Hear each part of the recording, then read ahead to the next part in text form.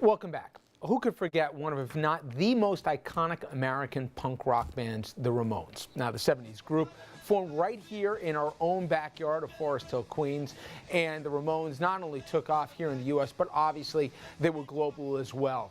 Now, the band ranked 26 on the list of the 100 greatest artists of all time by Rolling Stone magazine. The Ramones were inducted into the Rock and Roll Hall of Fame in 2002 and received a Grammy Lifetime Achievement Award in 2011. Now, Marky Ramone, who was the band's drummer for 15 years and his only living bandmate here, is here to tell us his story, and he's shedding light on the band's ups and downs and also telling the story of what happened behind the scenes in his book, Punk Rock Blitzkrieg, My Life as a Ramone. Marky Ramone, kind enough to join us in studio. Thank you very much for a few minutes. And by the way, sometimes I bluff it, but this is really a great book. Thank you. Thank you very much. Even if you were a fan, depending on where you guys were in the history, the background was fascinating. Now, you grew up as a kid in Brooklyn, longshoreman, yes. Old man here. Yep. Talk about how by high school, I mean, people, unless they're real aficionados, may forget groups like Dust or Voidoids, but you were in literally genre breaking bands, from heavy metal, arguably the first real heavy metal group in the U.S., yes. To all different types before the Ramones came calling, right? Yeah. High school had the first band I was in. We're a three-piece unit, heavy metal band, one of the first metal bands in America. England solidified it through Black Sabbath, but they didn't come to our shores yet. The first album was already written, and we were 17 years old, going on 18, had to finish high school, had to get the diploma on the wall, obviously to please our parents, and education is very important. And we fizzled out because of our youth. We were a little naive to the business. And then from there, I went on to play with punk bands at CBGB's, where it all started in New York City.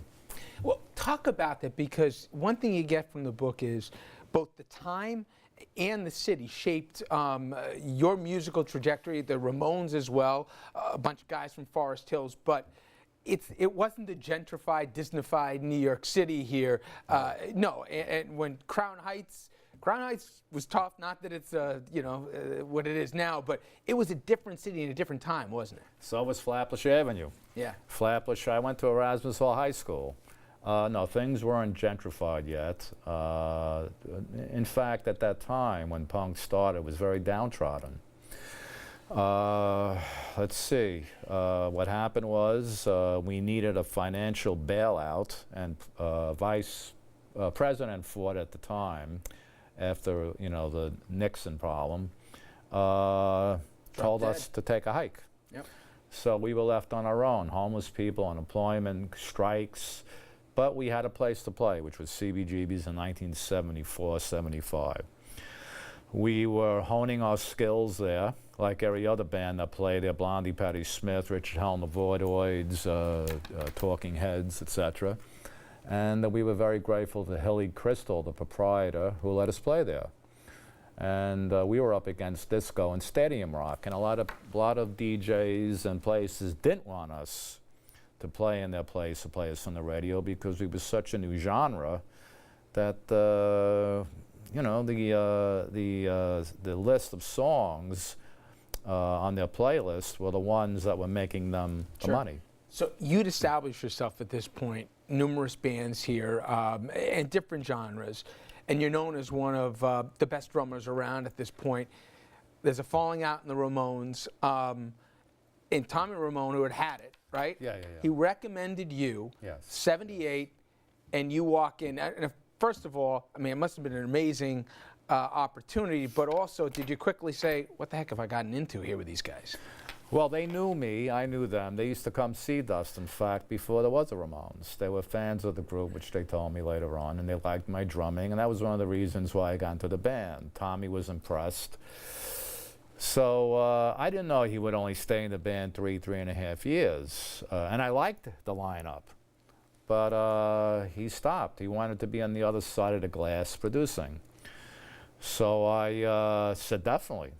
I mean, the Ramones were the Ramones. They were the main, in my opinion, the main band in New York City at the time in that genre of music. So there was a small audition. I passed the audition, and that was it. And many people don't realize, but the Ramones, the name itself, was an acknowledgement to the Beatles, right? Paul McCartney. Yep. He used to check into hotels as Paul Ramone. He thought it sounded exotic, and it kind of distracted people coming to the hotel asking for Paul McCartney. Let's talk about the Ramones. First of all, the band itself. And as you describe it, it's an interesting collection of humanity. Oh, yes. Dee Dee, just like all the original band, gone now, but struggled terribly with addictions, but also kleptomaniac, as described in the book. Joey Ramone, one of the most interesting descriptions of a human being I've ever read through your book. Well, go through the whole band here, because you had a right-wing guy, arguably anti-Semite and racist, with some Jewish guys from the city in the band, and you know, as you described Joey Ramone here, I know you probably were as close to him as anybody in the band, but obviously a guy with major OCD, right? So walk through the Well, that was already mentioned in other books about the OCD. John was a right-wing guy, and Joey was a left-wing guy. And there was usually a verbal confrontation about that in the van. When you're in a van for 5-6 hours, you got to talk about something. Yeah. First thing was the politics, then sports, etc. But we live in America, and it's a two-party system, thank God. And I've been all over the world, and we're lucky we have that choice. But I guess that's one of the reasons why John and Joey just didn't get along, and I wish they did. And even to the end, they didn't. And I guess I was the middleman, always trying to get them together, to try to like each other. Maybe it stemmed from them growing up together, or maybe there was a situation that was traumatic, which they never forgot. But yes, Dee Dee succumbed to an overdose. I had a problem too with alcohol when I was in my late 20s.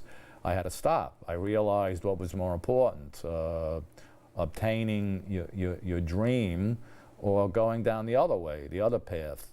So I had to go to two rehabs to stop my indulgence, which I did, and it made me stronger as a person. And the reason why I'm so blunt in the book about that is, if somebody else has a problem and they're Ramones fans and they buy the book and they're falling off the wagon, maybe that can help them. And coming up next, more of my conversation with Marky Ramone as he speaks to RFL about the music and how the underground punk band from Queens catapulted itself into a global sensation. We'll be right back.